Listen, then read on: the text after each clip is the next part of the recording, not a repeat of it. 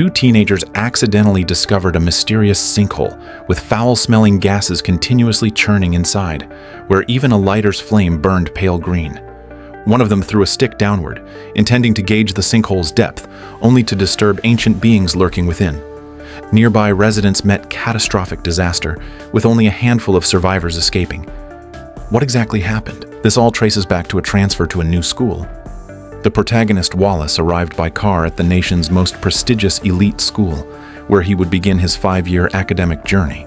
In his parents' eyes, this was a sacred gateway to high society, a belief Wallace initially shared until he met his new roommate, Willoughby. From Willoughby, he learned this place was essentially hell built on Earth. At first, Wallace didn't understand what he meant, and full of hope, he entered the opening ceremony. There, he unintentionally noticed a senior blonde girl. He approached to strike up a conversation, only to draw a warning from a senior male student. A strict hierarchy ruled here, forbidding lowerclassmen from interacting with upperclassmen. Even eye contact was prohibited. After Clegg walked away, roommate Willoughby quietly explained that Clegg's family had served at the school for generations, his current duty being to enforce daily discipline. Once all students assembled, the headmaster made a grand entrance escorted by 2 teachers. Beyond the opening formalities, his core message held just 2 rules: no swimming in the lake and no unauthorized entry into the woods. Teacher Meredith didn't attend the boring ceremony. Instead, she went for a morning jog in the forest. A sudden thunderous noise echoed ahead, revealing a towering structure piercing the sky. Meredith was astounded. They had completed the legendary hydraulic pressure tower in mere weeks. Back at the ceremony, the headmaster was still speaking when a strangely dressed man burst in. He was a local indigenous resident, repeating the words, "You destroyed my home." Clegg, as the enforcer of order, immediately seized the man's arm and forcibly threw him out. The headmaster knew what the man was protesting, so he reintroduced his grand project. The school grounds sat atop rich shale gas reserves, and to boost the school's budget, he had hired an extraction team using the most advanced pressure extraction technology. Unbeknownst to him, while efficient, this violent fracturing of the earth posed an unpredictable threat to the geological structure. They had barely begun operations when a massive sinkhole appeared nearby, revealing the school's foundation concealed an extremely complex cave system. A surveyor then reported movement detected within the subterranean caves. The supervisor guessed it might be a colony of rats, instructing his team to continue drilling. During class, Wallace felt a faint tremor, followed by a helicopter roaring overhead. A strange sense of fear crept into his heart, until he saw Clemsy, the senior girl from the ceremony, and all his anxiety instantly disappeared. However, his visible pleasure once again drew a warning glare from senior students. Clegg from the administration even personally delivered punishment, ordering Wallace and his roommates to run 5 kilometers. Willoughby, physically weaker, nearly collapsed and rolled into the lake. Clegg, however, ignored this, indicating they had only 1 kilometer left and would miss breakfast if delayed. The other 2 roommates continued running, leaving Wallace behind to care for Willoughby. A pungent stench assaulted them, making them wonder if it led straight to the sewers. To make it in time for breakfast, Willoughby suggested they take a shortcut through the forest, completely ignoring the principal's warning. Seeing the imposing hydraulic pressure tower in the distance left them astonished. Spotting a patrol approaching, Wallace and Willoughby instinctively hid deeper in the forest. There, they saw the sinkhole cordoned off with caution tape. The drifting odor matched the smell from the lake perfectly. Willoughby lit his lighter, revealing a green flame, leading him to suspect the gas was likely natural gas. They attempted to test the sinkhole's depth again, but a sudden alarm blared overhead. The survey team had spotted them. Wallace and Willoughby fled in terror. In their flight, they unexpectedly encountered a group of camping locals, including the young man who had disrupted the opening ceremony the day before. Upon learning that Wallace and Willoughby were students, the leader, Woody, sneered with contempt. "You call yourselves the social elite, yet you court destruction every single moment. That sinkhole caused by hydraulic fracturing is the ultimate proof."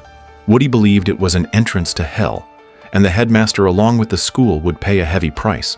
Hearing Woody say this, Wallace and Willoughby were filled with panic. That very night, Wallace was even jolted awake by a nightmare. Unable to sleep, he sneaked to the stairwell to check his phone. Unfortunately, encountering a teacher on patrol, his heart pounded with panic. Trying to hide in the dark corner, he accidentally tumbled into a concealed basement. Deep inside was a sealed hidden door bearing the name of a missing student. Wallace was terrified to his core. The next day, he called his mother to come get him. This school was far too eerie. He didn't want to stay a moment longer. But the moment Clemsy appeared, all of Wallace's unhappiness vanished instantly. He hurriedly hung up the phone and seized the chance to talk with her. Clemsy had lived here for 5 years and naturally knew many truths and inside stories. As a new student, Wallace needed to try and take things in stride. Enduring 5 years would be heaven. Her confident smile radiated a charming allure. Wallace only felt his heart racing wildly. But just then, Clegg from the dean's office suddenly appeared. Using a lit firecracker, he reminded Wallace that talking to an upperclassman was against the rules. Wallace was ultimately backed to the lakeshore. Seeing Clegg throw another firecracker, he instinctively kicked it into the lake, not expecting a tremendous explosion to follow. The incident quickly reached the headmaster's office. Yet the headmaster's explanation was a small-scale gas leak. He had just confirmed it with the survey team's experts. Teacher Meredith was still uneasy, believing it was related to hydraulic pressure extraction. The headmaster hastily dismissed the concerns, instead blaming it on aging underground pipes. He then changed the subject. Wallace, Willoughby, and others had violated school rules and were punished by being grounded on campus that weekend. Wallace was extremely upset, but when he saw Clemsy laughing and chatting with another boy, he suddenly felt devastated. Wallace and Willoughby both thought they were stuck at school for the weekend, when suddenly the entire building began to shake violently. Immediately after, all power inexplicably cut out. Thankfully, it was the weekend, and few lower-classmen remained at school. Yet little did they know, the surveyor at the mining site once again detected movement of creatures within the sinkhole. Then the next moment, the iron fence protecting the construction site was violently struck. The engineer on site had just drawn his pistol when he saw the gate ripped open. Creatures frantically lunged at the crowd. Not far away, local residents camping also encountered creature attacks. Leader Woody saw a helicopter flying past in the distance and thought to call for rescue. But the next moment, the helicopter plummeted straight down from the sky. Wallace, back at school, happened to see this. He guessed it was near the sinkhole. Had something happened there, staying in the dorm was boring, so he pulled Willoughby along to go investigate. Suddenly, 2 figures appeared ahead. It was Clemsy and Kay. Unable to sleep, they joined, and the group of 4 headed towards the woods. But passing the local residents' campsite, everyone's eyes widened in shock. The tents on site were completely destroyed, yet not a single person could be seen. The natural gas extraction site was not far away. They decided to check there. On the way, they encountered a car. Its lights were on, but the driver was nowhere to be found. Clemsy noticed movement in the grass. Bending down, she saw it was a strange-looking small animal. She thought it was cute, not expecting the creature to suddenly lunge out. Panicked, she quickly tore off her coat, wrapped the creature up, and bashed it fiercely until it stopped moving. The group then began discussing what that thing was. Suddenly, a piercing shriek came from nearby. They realized this place was unsafe, so they returned to school immediately and reported the incident to the headmaster. The female teacher examined the creature's body closely. Though she couldn't identify it based on its physiology, she guessed it was a carnivore living underground long-term. Clemsy urged the headmaster to call the police immediately, but he didn't want a scandal, promising to call pest control on Monday. Clemsy was furious. "If you won't call the police, at least arrange a car to get us out of here." But the moment the words left her mouth, animal shrieks echoed outside the building. Willoughby noticed the kerosene lamp's flame shift from yellow to green, but before he could warn anyone, a teacher near the window was suddenly pounced on by a monster. Everyone stared in stunned silence, finally seeing the creature's true form. They fled outside in terror. The headmaster immediately started his vehicle. Just as he prepared to drive off, he suddenly remembered his beloved dog hadn't followed. Wallace and his group were debating whether to wait when the headmaster's severed body crashed onto the car. The monster had caught up. Wallace in the front seat slammed on the gas, swerving wildly with the monster clinging to the car, yet the danger remained. Clemsy in the back took over, pushing the car to maximum speed. The violent impact reduced the monster to a pulp. Wallace warned everyone this was no time to celebrate, for no one knew how many more monsters lurked. The car sped toward the school exit, but Clemsy suddenly hit the brakes. After asking, they learned her brother Smudger was still inside the school. Wallace suddenly recalled what he'd seen earlier. That male student wasn't Clemsy's boyfriend after all. Joy surged through his heart, overwhelming all fear, and he decided to return to rescue his future brother-in-law. They scavenged weapons from the school storage to fight the monsters. Meanwhile, Smudger was still partying at the senior year fashion gala. Willoughby, scouting from afar, couldn't help but remark on the seniors' party spirit. Eager to impress Clemsy, Wallace charged in first to save Smudger, only to be captured and tied up himself as a prize. Clegg reappeared, reminding Wallace he'd broken school rules.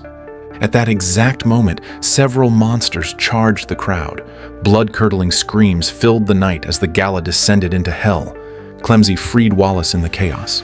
They had just escaped when Teacher Meredith arrived, alerted by the noise. Before Meredith could grasp the situation, a monster lunged. As he fell, his spear pierced the creature's chest. Surviving students rallied, quickly finishing off the monster. Knowing they couldn't stay, everyone fled back to the storage room in the main building. Now that the campus was swarming with monsters, they had only two choices: wait for rescue or find a way to escape. As everyone hesitated, Clegg suddenly burst in with a gun. He shot and injured Teacher Meredith, then announced his plan: to lead them through a hidden tunnel out of the school. But the condition was that Wallace would have to distract the monsters. Wallace certainly wouldn't sit back and wait for death. He lunged at Clegg, and the two quickly wrestled together. Hargreaves raised his weapon and shot Clegg back with a single blast. Bleeding profusely, Clegg threatened the group, asking if they didn't want to know the tunnel's location. Finally, he pulled a flare gun from his pocket. Just as he prepared to pull the trigger, two creatures suddenly burst through the window and tore Clegg apart. Meredith held the rear with his body, buying time for the students to flee. Wallace remembered the basement tunnel. Uncertain if it was Clegg's secret path, they plunged inside regardless.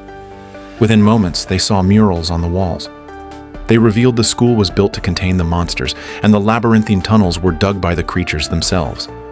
Everyone suddenly understood. Could this be the creature's nest? It was too late to turn back. They had no choice but to charge forward. Suddenly, a figure appeared ahead. It was Woody, the local resident. It turned out Woody had also been a student at the school in his youth. But after his younger brother vanished in these tunnels, he realized the creature's existence, especially the headmaster's reckless extraction of natural gas.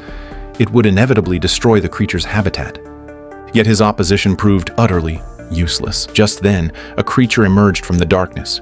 Woody stepped forward as a human shield, his body soon bitten, leaving several bloody wounds.